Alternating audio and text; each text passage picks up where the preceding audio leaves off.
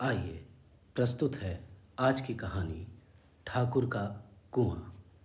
इस कहानी को मुंशी प्रेमचंद ने लिखी है।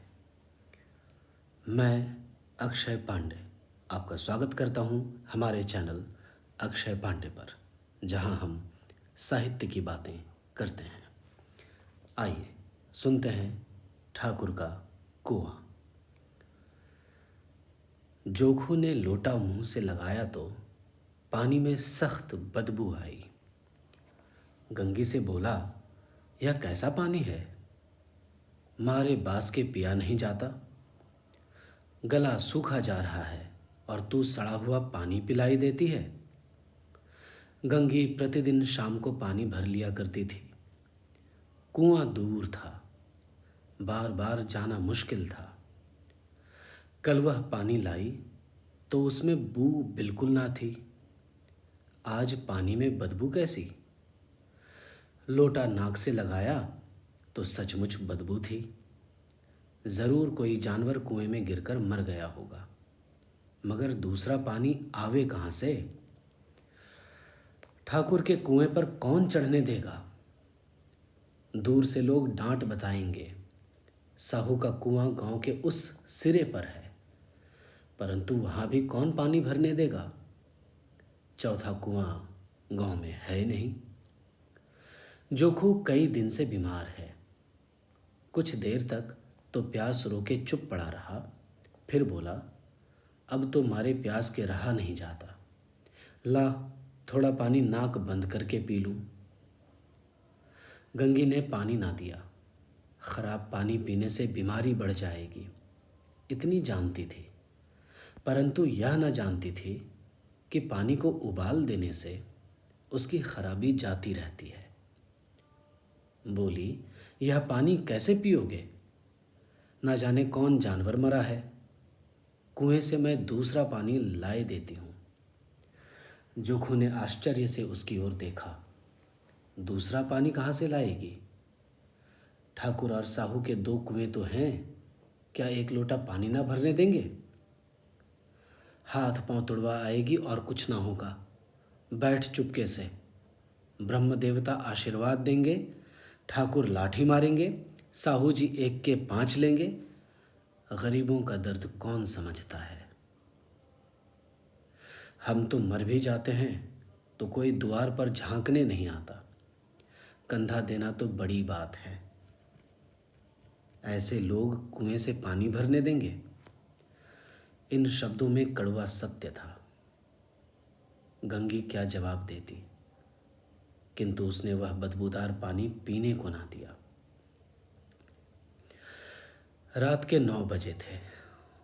थके मांदे मजदूर तो सो चुके थे। ठाकुर के दरवाजे पर 10-5 बेफिक्रे जमा थे। मैदानी बहादुरी का तो अब ना जमाना रहा है ना मौका। कानूनी बहादुरी की बातें हो रही थी। कितनी होशियारी से ठाकुर ने थानेदार को एक ख़ास मुकदमे में रिश्वत दे दी और साफ निकल गए। कितनी अक्लमंदी से एक मार्के के मुकदमे की नकल ले आए। नाजिर और मुहतमिम सभी कहते थे, नकल नहीं मिल सकती। कोई 50 मांगता, कोई 100। यहाँ बेपैसे कौड़ी नकल उड़ा दी। काम करने का ढंग चाहिए। इसी समय गंगी कुएं से पानी लेने पहुंची। कुप्पी की धुंधली रोशनी कुएं पर आ रही थी। गंगी जगत की आड़ में बैठी मौके का इंतज़ार करने लगी। इस कुएं का पानी सारा गांव पीता है। किसी के लिए रोक नहीं, सिर्फ ये बदनसीब नहीं भर सकते।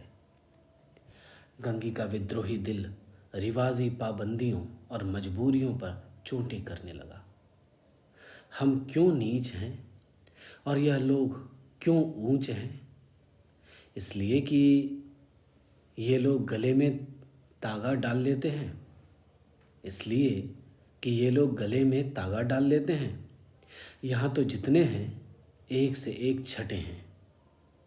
चोरी ये करें जाल फरेब ये करें, झूठे मुकदमे ये करें। अभी इस ठाकुर ने तो उस दिन बेचारे गडेरिए की एक भेड़ चुरा ली थी और बाद में मारकर खा गया। इन्हीं पंडित जी के घर में 12 मासा जुआ होता है। यही साहू जी तो घी में तेल मिलाकर बेचते हैं। काम करा लेते हैं, मजूरी देते नानी मरती है। काम करा लेते हैं, मजूरी देते नानी मरती है। किस बात में हैं हमसे ऊंचे? हाँ, मुंह में हमसे ऊंचे हैं। हम गली गली चिल्लाते नहीं कि हम ऊंचे हैं, हम ऊंचे। कभी गांव में आ जाती हूँ तो रस भरी आंखों से देखने लगते हैं, जैसे सबकी छाती पर सांप लौटने लगता है। परंतु घमंड यह कि हम ऊंचे हैं। कुएं पर किसी के आने की आहट हुई। गंगी की छाती धक धक करने लगी। कहीं देख ले तो गजब हो जाए। एक लात भी तो नीचे ना पड़े। उसने घड़ा और रस्सी उठा ली और झुककर चलती हुई एक वृक्ष के अंधेरे साए में जा खड़ी हुई। कब इन लोगों को दया आती है किसी पर। बेचारे मंगू को इतना मारा कि महीनों लहू थूकता रहा। इसलिए तो उसने बेगार ना दी थी।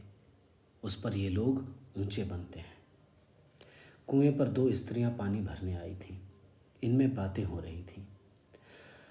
खाना खाने चले और हुक्म हुआ कि ताज़ा पानी भर लाओ। घड़े के लिए पैसे नहीं हैं। हम लोगों को आराम से बैठे देखकर जैसे मर्दों को जलन होती है। हाँ, यह तो ना हुआ कि कलसिया उठाकर भर लाते। बस हुक्म चला दिया कि ताज़ा पानी लाओ, जैसे हम लौंडिया ही तो हैं। लौंडिया नहीं तो और क्या हो तुम? रोटी कपड़ा नहीं पाती, 10-5 रुपए छीन झपट कर ले ही लेती हो। और लौंडिया कैसी होती है? मत जलाओ दीदी, छिन भर आराम करने को जी तरस कर रह जाता है। इतना काम किसी दूसरे के घर कर देती तो इससे कहीं आराम से रहती। ऊपर से वह एहसान मांगता। यहाँ काम करते करते मर जाओ, पर किसी का मुंह ही नहीं सीधा होता। दोनों पानी भरकर चली गई तो गंगी वृक्ष की छाया से निकली और कुएं के जगत के पास आई। बेफिक्रे चले गए थे। ठाकुर भी दरवाज़ा बंद कर अंदर आंगन में सोने जा रहे थे। गंगी ने क्षणिक सुख की सांस ली। किसी तरह मैदान तो साफ हुआ। अमृत चुरा लाने के लिए जो राजकुमार किसी ज़माने में गया था, वह भी शायद इतनी सावधानी के साथ और समझ बूझ कर ना गया होगा। गंगी दबे पांव कुएं के जगत पर चढ़ी।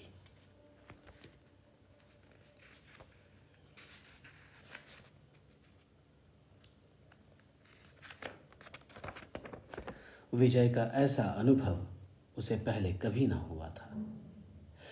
उसने रस्सी का फंदा घड़े में डाला, दाएं बाएं चौकन्नी दृष्टि से देखा, जैसे कोई सिपाही रात को शत्रु के किले में सुराख कर रहा हो।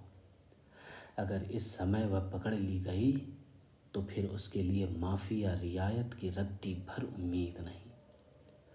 अंत में देवताओं को याद करके उसने कलेजा मजबूत किया और घड़ा कुएं में डाल दिया। घड़े ने पानी में गोता लगाया, बहुत ही आहिस्ता, जरा भी आवाज न हुई। गंगी ने 2-4 हाथ जल्दी जल्दी मारे। घड़ा कुएं से मुंह तक आ पहुंचा। कोई बड़ा शहजोर पहलवान भी इतनी तेजी से उसे ना खींच सकता था।